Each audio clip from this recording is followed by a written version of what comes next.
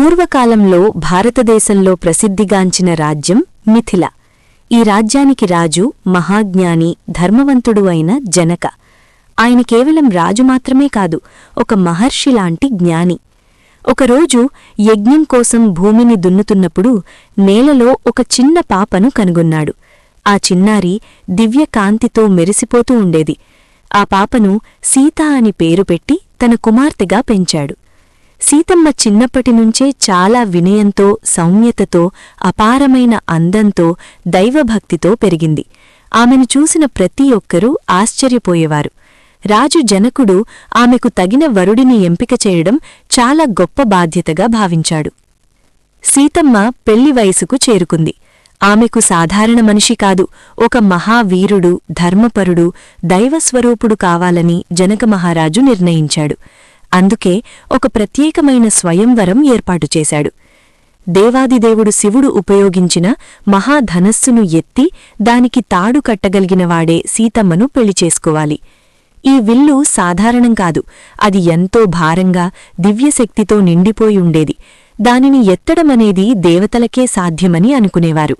స్వయంవరం వార్త అన్ని రాజ్యాలకు చేరింది. అనేక రాజులు, యోధులు, వీరులు అహంకారంతో, గర్వంతో మిథిలకు చేరుకున్నారు. అందరూ తమ శక్తిని చూపించాలని, సీతమ్మను వరించాలనే ఆశతో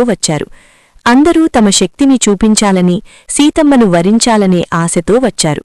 స్వయంవర మండపం అద్భుతంగా అలంకరించబడింది. రాజులు, ఋషులు, దేవతలు, ప్రజలు అందరూ చేరుకున్నారు. అందరి చూపు ఒకటే, శివధనస్సుపై. ఆ సమయానికి మహర్షి విశ్వామిత్రుడితో కలిసి రాముడు మరియు ఆయన తమ్ముడు లక్ష్మణులు మిథిలకు చేరుకున్నారు. రాముడు ఒక యువరాజు అయినప్పటికీ చాలా వినయంతో, ప్రశాంతంగా ఉండేవాడు. ఆయన ముఖంలో దివ్యకాంతి, కళ్లల్లో కరుణ, హృదయంలో ధర్మం నిండిపోయుండేవి. సీతమ్మ రాముడిని చూసిన క్షణం నుంచే ఆమె మనసులో ఒక అపూర్వమైన అనుభూతి కలిగింది. ఇవనే నా జీవిత భాగస్వామి అని ఆమె హృదయం చెప్పింది. ఒక్కొక్కరుగా రాజులు వచ్చి విల్లు ఎత్తడానికి ప్రయత్నించారు. కొందరు కదిలించలేకపోయారు, కొందరు ఎత్తలేకపోయారు, కొందరు ప్రయత్నించి అలసిపోయారు. అందరూ విఫలమయ్యారు. రాజు జనకుడు కొంచెం నిరాశ చెందాడు. నా కుమార్తెకు తగిన వరుడు లేడేమో అని బాధపడ్డాడు. అప్పుడు మహర్షి విశ్వామిత్రుడు రాముడిని పిలిచాడు. రామా, నీవు వెళ్ళి ప్రయత్నించు. రాముడు వినయంగా ముందుకు వచ్చాడు. ఆయనకు గర్వం లేదు, అహంకారం లేదు. ఆయన శివధనస్సును నమస్కరించి దానిని సులభంగా ఎట్టాడు. అందరూ ఆశ్చర్యంతో చూస్తుండగా తాడు కట్టే ప్రయత్నంలో విల్లు భారీ శబ్దంతో విరిగిపోయింది. ఆ శబ్దం 3 లోకాల్లో మార్మోగింది. ఈ సంఘటన చూసిన తర్వాత అందరూ ఆనందంతో నిండిపోయారు. సీతమ్మ తన చేతిలో ఉన్న వరమాలను తీసుకొని రాముడి మెడలో వేసింది. ఆ క్షణం భూమిమీద దివ్యమైన కళ్యాణం ఆరంభమైంది. దేవతలు పుష్పవర్షం కురిపించారు, ఋషులు మంత్రాలు జపించారు, ప్రజలు ఆనందంతో కేరింతలు కొట్టారు. ఈ శుభవార్త దశరథ మహారాజుకు చేరింది. ఆయన తన కుటుంబంతో కలిసి మిథిలకు వచ్చారు. అక్కడ ఘనంగా వివాహ ఏర్పాట్లు జరిగాయి. రాముడు, సీతమ్మ, లక్ష్మణుడు, ఊర్మిళ, భరతుడు, మాండవి, శత్రుఘ్నుడు, శృతకీర్తి. ఈ 4 వివాహాలు ఒకే సమయంలో ఘనంగా జరిగాయి. వేదమంత్రాలు, నాదస్వరాలు, మంగళవాయిద్యాలతో ఆ ప్రాంతం పవిత్రమైంది. కంకణధారణ, మాంగళ్యధారణ, తాళికట్టడం, అక్షింతలు వేయడం, సప్తపది, ప్రతి ఆచారం గొప్ప అర్థాన్ని కలిగి ఉంది. సీతారాములు అగ్నిని సాక్షిగా చేసుకుని 7 అడుగులు వేశారు. ఇది వారి జీవిత బంధానికి ప్రతీక. ఈ కళ్యాణం కేవలం ఒక పెళ్లి కాదు, ఇది విష్ణు లక్ష్మీ కలయిక, ఇది ధర్మం శక్తి సమ్మేళనం, ఇది పురుష ప్రకృతి ఏకత్వం. సీతారాముల బంధం శాశ్వతం, పవిత్రం. భారతదేశంలో ప్రతి సంవత్సరం శ్రీరామనవమి రోజున సీతారాముల కళ్యాణం జరుపుకుంటారు. దాంపత్య సుఖం కోరుకుంటారు, కుటుంబ శాంతి కోసం ప్రార్థిస్తారు, జీవితంలో ధర్మం పాటించాలని సంకల్పిస్తారు. ఈ కథ మనకు చెబుతోంది, ప్రేమలో వినయం ఉండాలి, వివాహం పవిత్ర బంధం, ధర్మం ఎప్పుడూ గెలుస్తుంది, దేవుని ఆశీర్వాదం ఉంటే అసాధ్యమనేది ఉండదు. సీతారాముల కళ్యాణమనేది భారతీయ సంస్కృతిలో అత్యంత పవిత్రమైన ఘట్టం. ఈ కథ మన హృదయాలను శాంతితో, భక్తితో నింపుతుంది. వారి జీవితం మనకు మార్గదర్శకం, వారి ప్రేమ మనకు ఆదర్శం. పూర్వకాలంలో అయోధ్య అనే రాజ్యంలో దశరథుడు పాలించేవాడు. ఆయన పెద్ద కుమారుడు శ్రీరాముడు.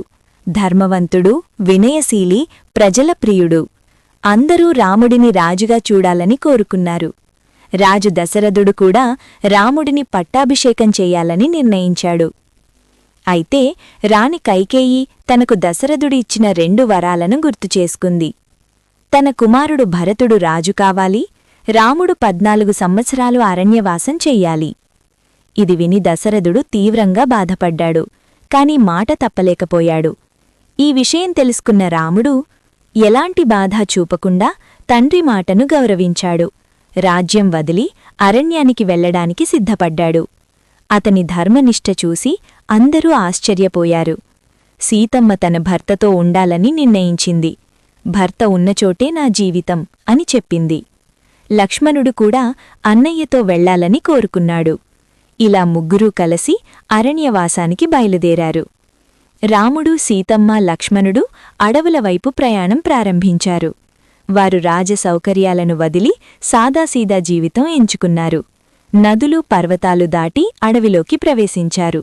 వారు ఋషుల ఆశ్రమాలలో నివసిస్తూ ధ్యానం, యజ్ఞాలు చేస్తూ జీవించారు. అరణ్యంలో వారు పండ్లు, మూలాలు తిని జీవించారు. మృగాలు, పక్షులతో కలిసి జీవించారు. ఋషులకు రక్షణగా నిలిచారు. రాముడు రాక్షసులను సంహరించి ఋషులను కాపాడాడు. ఒకరోజు రాక్షసి శూర్పణఖ రాముడిని చూసి ప్రేమలో పడింది. రాముడు ఆమెను తిరస్కరించాడు. ఆమె సీతమ్మపై దాడి చేయడానికి ప్రయత్నించగా లక్ష్మణుడు ఆమె ముక్కు కోశాడు.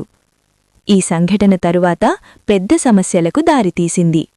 రాక్షసరాజు రావణ సీతమ్మను అపహరించడానికి యత్నించాడు. మాయమృగం అంటే మారీచుడు ద్వారా రాముడిని దూరం పంపించాడు. సీతమ్మ ఆ జింకను పట్టుకోవాలని అడిగింది.